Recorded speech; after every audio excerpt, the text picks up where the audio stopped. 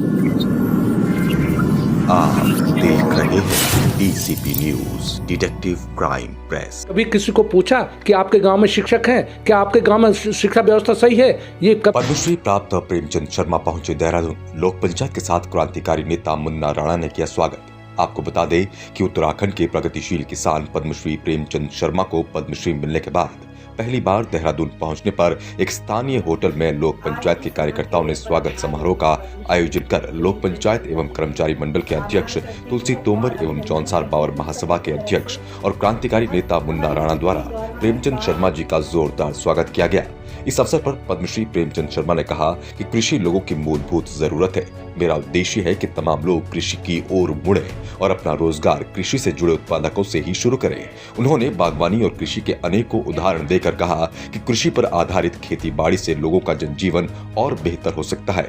साथ ही हम दुनिया को शुद्ध अनाज और फल निर्यात कर सकते हैं। वहीं इस अवसर पर लोक पंचायत के सदस्य भारत चौहान ने कहा कि आजादी के पश्चात पहली बार जौनसार बावर के किसी व्यक्ति को पद्मश्री मिला है, जो कि क्षेत्र के लिए गौरव का क्षण है। इस अवसर पर सूचना निदेशक और लोक पंचायत के सदस्य के.एस. चौहान ने कहा कि प्रेमचंद शर्मा को पद्मश्री मिलना जौनसार बावर में कृषि के क्षेत्र में कार्य करने वाले लोगों के लिए प्रेरणा का काम करेगा। वहीं क्रांतिकारी नेता और जौनसार बावर महासभा के अध्यक्ष मुन्ना राणा ने प्रेमचंद शर्मा को बधाई देते हुए उनके इस संघर्ष और मेहनत को पलायन कर रहे प्रदेशवासियों के लिए एक उदाहरण बताया।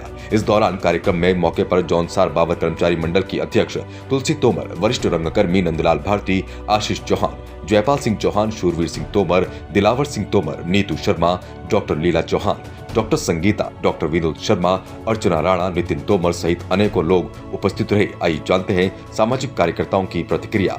देहरादून से संवाददाता दीवान नौचाल की रिपोर्ट, डीसीपी न्यूज उत्तराखंड के लिए। ये एक किस्म से मेरा लिए लोक पंचायत और पूरे जौनसार बावर पूरे उत्तराखंड का सम्मान। ये मैं ये चाहता हूँ कि हम सबका ये जिम्मेदारी अब बनती है कि बस जिस ढंग से जौनसार के पहले व्यक्ति को ये पद्मश्री मिला है, हम चाहते हैं कि हम अपने पूरे जौनसार कृषि ऐसा ये बनाए। कृषि के क्षेत्र में विशेषकर हम जो कृषि कर रहे हैं, आप सभी लोग जो है हर जगह कृषि के लिए जो है समय भी निकाले, समय भी दे।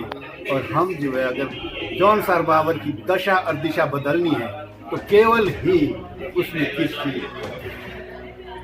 देखिए, सबसे पहले तो मैं श्री प्रेमचंद शर्मा जी को बागवानी क्षेत्र में जो पद्मश्री पुरस्कार प्राप्त हुआ है माननीय राष्ट्रपति द्वारा, तो निश्चित तौर पर गौरव का विषय है। जौनसार बावर के लिए तो है ही, लेकिन पूरे उत्तराखंड के पहाड़ वासियों के लिए भी ये गौरव का विषय है। और यह पुरस्कार ऐसी स्थिति में जब पलायन हो रहा हो, खेती बाड़ी को किए जाने का जो लोगों के अंदर जुनून था वो जीरो हो रहा हो, और युवा सब पलायन होकर के प्राइवेट जॉब करने के लिए मजबूर हो रहे हों, और गवर्नमेंट जॉब जहां पर बहुत कम परसेंटेज हो, ऐसी स्थिति में बागवानी क्षेत्र में अपना लोहा बनाकर अनार को विशेषकर मॉडल तैयार करके उन्होंने लाखों रुपए की कैश क्रॉप अर्जित की। ऐसी स्थिति में उनको ये पुरस्कार दिया जाना निश्चित तौर पर उत्तराखंड वासियों के लिए गौरव का विषय है। देखिए, जब मेरा तो स्पष्ट कहना है, सोचना है, मैं तो 10 साल से इस बात को बोलता आया हूँ हर मंच पर कि जहाँ जहाँ भी पलायन के कारण जो भी क्षेत्र खाली हुआ हो, और विशेषकर पहाड़ी क्षेत्र, वहाँ पर राष्ट्र विरोधी ताकतों ने या तो बाहर से प्रयास करने की कोशिश करी हमको डैमेज करने के लिए, या कुछ देश के अंदर राष्ट्र विरोधी जो ताकतें हैं वो पनपना शुरू हुई है। तो अगर पलायन रुकता है तो राष्ट्र विरोधी ताकतें घटेगी, और विदेशी ताकतें भी जो हमारे ऊपर अटैक करने के मूड में या विस्तारवादी नीति के रूप में हमारे भूखंड को जो लेना चाहती है, उनका जो प्रयास है वो भी विफल हो जाएगा। उदाहरण के तौर पर अभी पिछले दिनों जब चाइना बॉर्डर से हिंदुस्तान के अंदर जब उनकी सेनाएं घुसी और एक्सरसाइज कर रही थी, तो ऐसा नहीं है कि फौज को पता चला, इंडिया की फौज को, कि वहाँ वे लोग ऐसा कर रहे हैं। वहाँ के जो चरागाह थे, वहाँ के निवासी थे, उन्होंने ही सूचना दी भारत सरकार की फौज को, भारत सरकार को, कि चाइना की फौज की टुकड़ियाँ देश के अंदर प्रवेश कर रही है और यहाँ एक्सरसाइज कर रही है, और निश्चित तौर पर कहीं ऐसा ना हो कि वो युद्ध करने की प्रयास में हो। तो ऐसे समय में प्रेमचंद शर्मा जी का इस तरह का पुरस्कार पाना एक और तो ये इंगित करता है कि पलायन रोकने के लिए कई साधन हैं। एक खेती है, बागवानी है, दूसरा मवेशी है, गाय भैंसों का दूध, जिस घर में होगा उस घर की बरकत भी होगी और अपनी खेती बाड़ी जो बंजर पड़ी है वो भी दोबारा जो है हरियाली हो जाएगी खेतों में और खलिहानों में। और तीसरी बात जो पलायन का कारण है विशेषकर रोजगार नहीं है, शिक्षा है।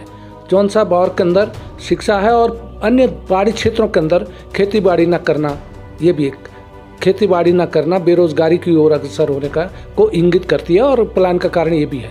मेरा तो ये मानना है कि विशेषकर जैसे जौनसार बावर का क्षेत्र है, मेरा तो सभी राजनेताओं से और समाज सेवियों से यही कहना है कि जिस गांव में टीचर नहीं है और स्टूडेंट्स हैं, क्योंकि बेरोजगार युवा तो हर गांव में आपको मिलेगा, उसे 5,000 10,000 की जो सैलरी है वो दीजिए स्वयं कलेक्ट करके, कम से कम नई पीढ़ी तो बचेगी। नहीं तो आप 10,000 15,000 के लिए एमए बीएड LLB करके आप जो अन्य सेला को या अन्य जगहों पर प्राइवेट संस्थान में जॉब करने के लिए बाध्य हो रहे हैं, वो मजबूरी है, उससे रोजगार नहीं चलेगा। लेकिन अगर आप घर में खेती बाड़ी करोगे, मवेशी रखोगे, घी दूध अगर आपके घर में होगा, जिस घर में घी दूध होगा उस घर में चौमुखी विकास होता है और बरकत होती है उस घर में। और इसी तरह से बरकत होने का मतलब खेती बाड़ी भी और बेमौसमी सब्जी भी और बागवानी भी और पढ़ाई भी, ये चारों चीज़ें हम कर सकते हैं, बस शर्त है कि अगर हमारे अंदर विल पावर हो। और जौनसार बावर की राजनीति के लिए मेरा ये कहना है, राजनेताओं के लिए भी, यदि ईमानदारी से आप राजनीति करना चाहते हो तो हर गांव में जाके, क्या आपने कभी किसी को पूछा कि आपके गांव में शिक्षक हैं, क्या आपके गांव में शिक्षा व्यवस्था सही है? ये कभी भी ये लोग प्रश्न नहीं उठाते, बड़ा दुख होता है। क्योंकि मैं क्रांतिकारी हूँ, समाज सेवी हूँ, देश पहले है, नई पीढ़ी का तरक्की होना पहले है, शिक्षा पहले है, उसके बाद सारी चीज़ें। मैं भी किसी राजनीतिक दल से जुड़ा हूँ, लेकिन दुख होता है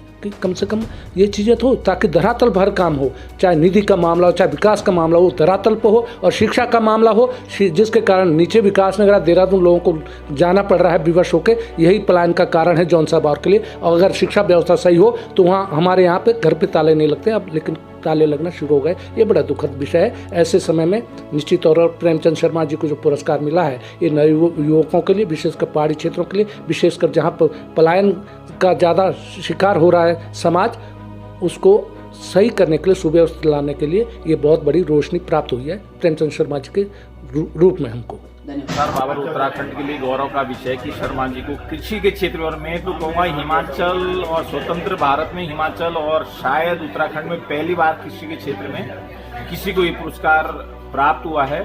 क्योंकि लोक पंचायत द्वारा उनके सम्मान में एक छोटा सा कार्यक्रम आज देहरादून में आयोजित किया गया था, और मैं पूरे उत्तराखंड और पूरे जौनसार बावर के कृषकों और बागवानी वालों से एक अनुरोध करना चाहूँगी कि वो शर्मा जी के पद चिन्हों पर चलेंगे तो वो लोग भी कभी ना कभी इस मुकाम पे पहुंच सकते हैं जहां शर्मा जी पहुंचे।